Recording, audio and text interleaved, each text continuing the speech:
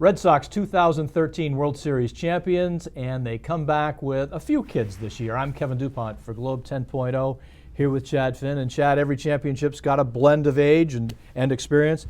Red Sox had that last year, and now they bring in some kids. They bring in Middlebrooks, who was there. Bogarts from the start, rather than being as the playoff plug-in that he was. We still don't know about center field with Jackie Bradley Jr., whether it's going to be Sizemore, and Dupont looks like he's got one of the five. Right amount of youth? I mean, there's no knowing this. You feel it's the right amount? Yeah, I think it's a good amount. You need a little bit of turnover to kind of keep things fresh, even when you're coming off a season like the Red Sox did last year.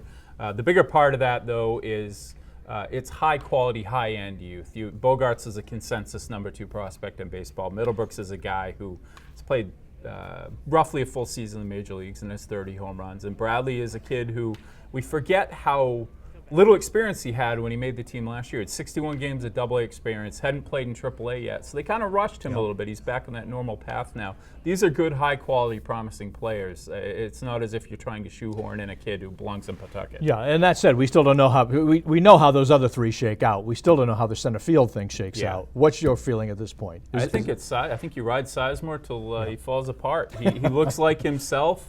Yeah. He's getting rave reviews from scouts down there. You play him until he wakes up with that creaky knee, and you don't see him for a while. So do you keep JBJ around? Do you play him in Providence? What do you do? I would. I would keep him here because you can't play Sizemore 3 games out of 4 or more than 3 games out of 4. Okay. I think you got to have some caution there. But John Farrell's indicated it's one or the other. Yeah.